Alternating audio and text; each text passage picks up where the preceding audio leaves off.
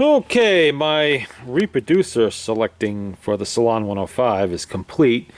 I decided to go with the Swiss reproducer as it is the one that looks best on the machine. It looks like it belongs on that tone arm and gives excellent results playing. Just looks nice. I mean, it just looks like it looks like it was there from the start on this machine. Even though there's no Decca on it, it's the closest I'm going to find to whatever sort of reproducer this might have had, because I have been told that this machine did originally come with an orthophonic reproducer. It's a Masterphonic, what is that, 18 that was on there? Yeah, I think it is. Looking online, I discovered a number of these machines. All of them with orthophonic type reproducers on there of various types. 4 different machines, 4 different reproducers. At least one of them was Swiss, although it didn't say Decca. So I'm assuming that this machine came with some kind of a reproducer, Swiss or otherwise, that was pot metal and just fell apart. I've had that experience with Decca machines of similar vintage before, so it doesn't really surprise me. But this is a very nice quality reproducer on here. It's not the typical style. This might be a little older than the ones on the other Pollard machines I played with. This appears to be nickel-plated brass or chrome-plated brass. I'm not sure. Totally different needle bar pivot here. This pivot right over here, it's 2 metal studs sticking out of the needle bar that were coated with rubber and clamped in that little clamp assembly here. Of course, the rubber had turned to stone and fragmented in a million little pieces. When I opened it up, it all fell out and almost to powder. But I discovered that if you take a piece of rubber tubing, you can slip it over the 2 studs and simply clamp it down, and you're good to go.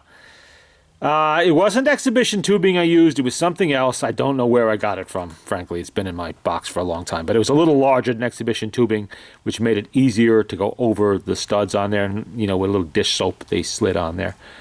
And that took care of that little problem. Otherwise, this reproducer has a paper gasket in there, same as any other Pollard that I've taken apart. No issues there. No issues with the aluminum diaphragm. That was all good. You know, no dead bugs in there or holes in the diaphragm or corrosion or any of that nonsense. It was all good to go.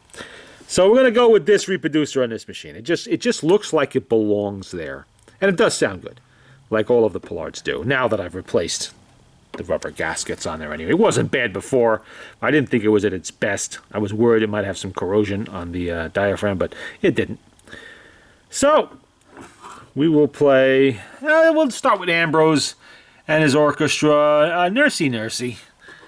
I don't know if I've ever played this one before. I have a whole stack of his records here, but I don't think I did. But if I did, now you hear it again. Only on a different machine.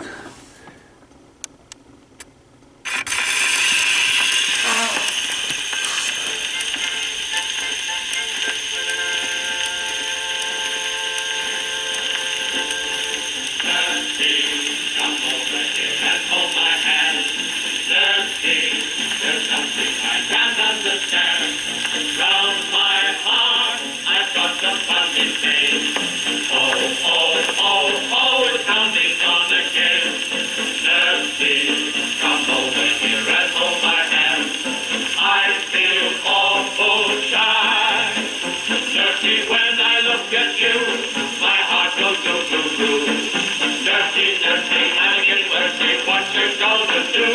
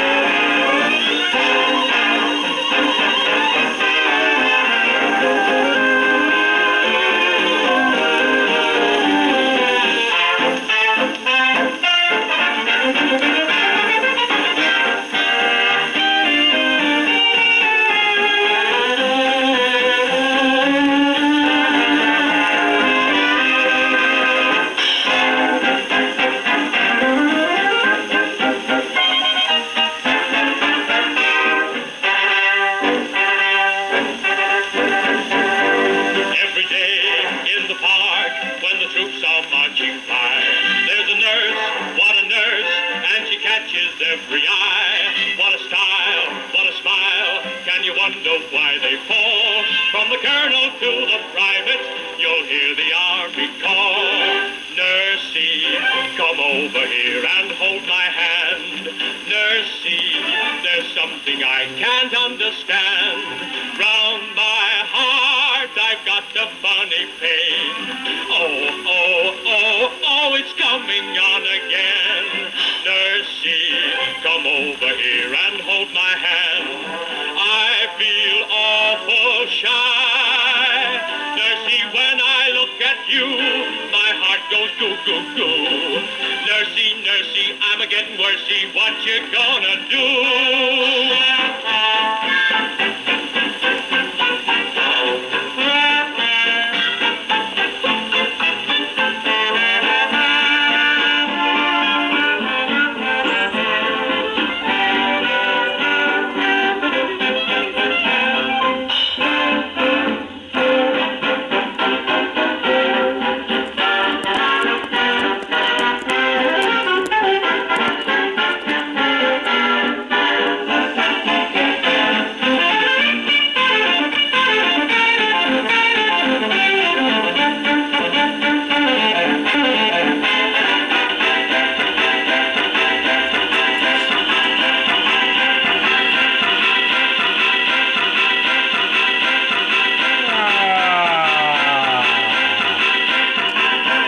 We have a skipping record. Oh, I hate that.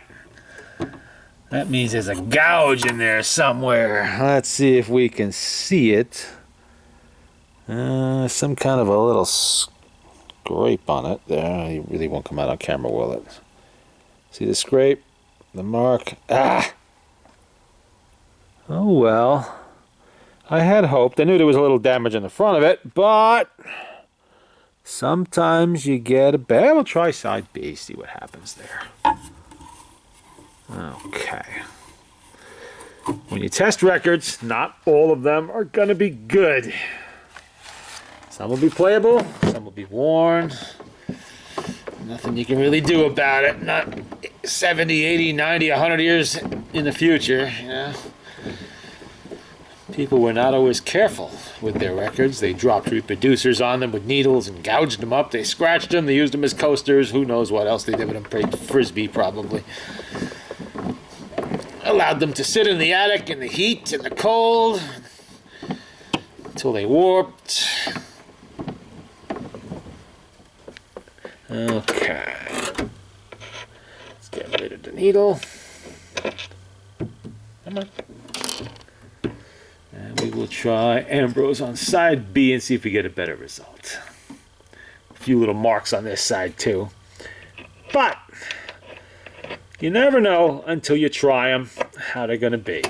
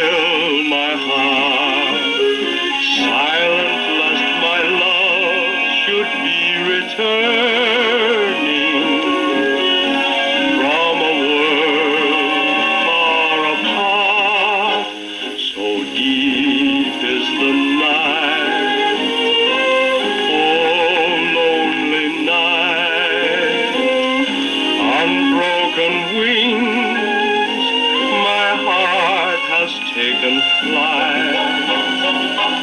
and left a dream. In my dream our lips are blending. Will my dream be never ending? Will your memory haunt me till I die? Alone am I, deep into the night, waiting for the light. Alone am I wonder why, deep is the night.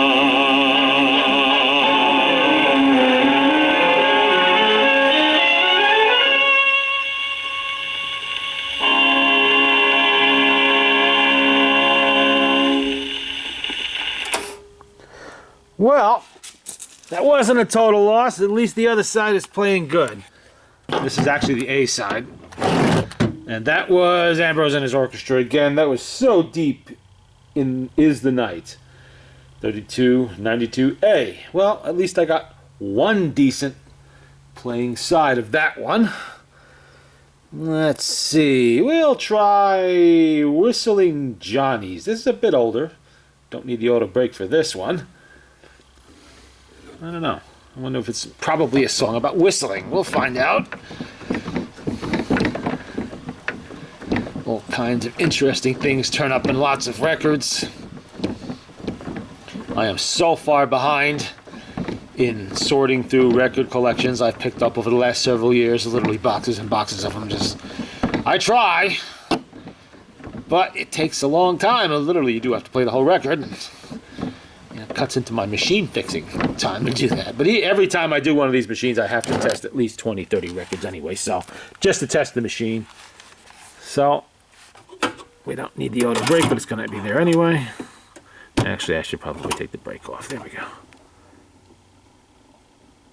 Oh, what did I forget? Ha! What did I forget? Anybody catch it? Yeah, I almost didn't change the needle. All right, not a big deal. There we go. Oops. Now I got it stuck in the machine. Yep. So one thing about this reproducer and Swiss reproducers in general, the needles do sit a little deeper. Sometimes they can be a little bit of a pain to get out. They don't just drop out easy unless you upend the reproducer. When it's up in the air, like it is now when you put a needle in, we're taking it out, you can see it doesn't really stick out too far. So you got to get your fingers in there somehow and work it out, or you just got to dump the reproducer downward and let it fall where it does. Whistling Johnny's.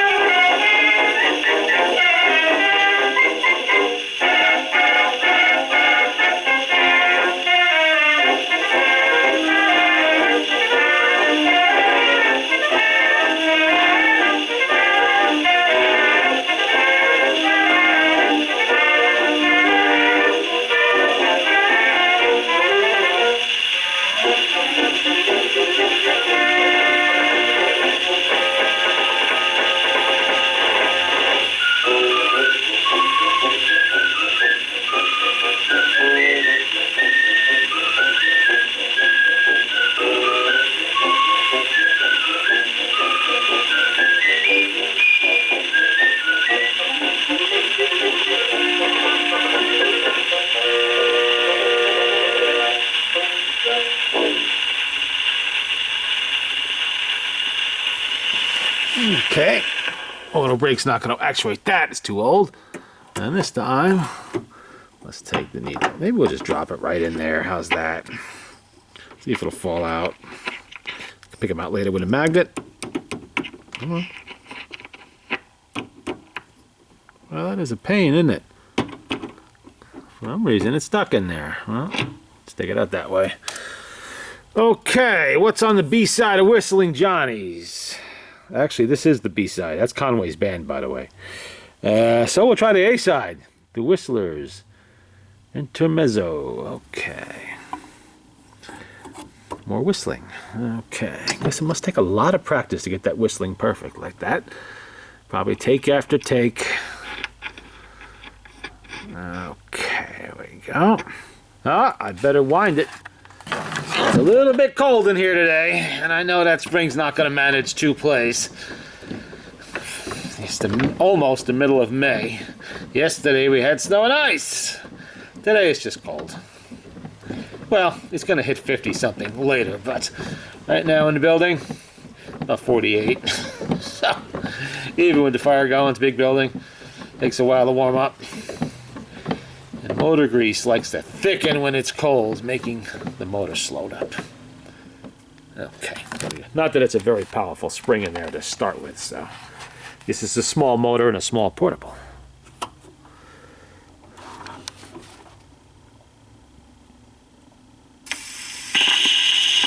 Crack in there, I think.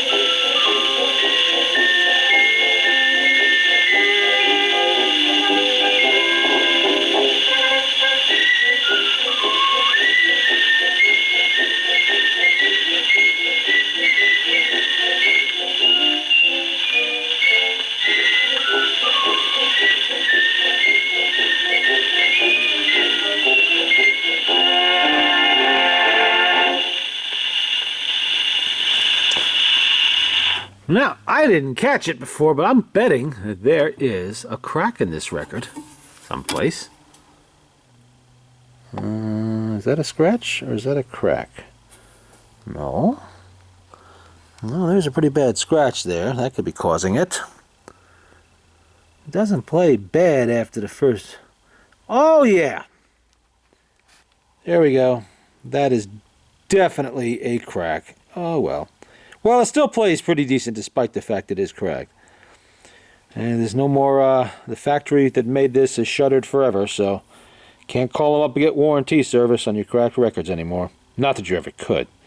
In the 1920s, if you'd called Victor and asked for a replacement, free replacement for your cracked record, after they got done laughing hysterically at you, they would just hang the phone up. So you crack the record, it's done. You just get another, or in our case, you keep playing it because we don't have any choice until we find a better copy. Let's see. Paul Whitman, of course. Someone Loves You After All. The Rain Song. I may have played this before, but this is another copy. Along the Old Lake Trail. I don't know. We'll try it. That's side B. That's all right. We'll play side B first. This is, I actually have, this is the second copy from this particular lot of records of this particular song, so we'll see how this one does. The other one wasn't too bad.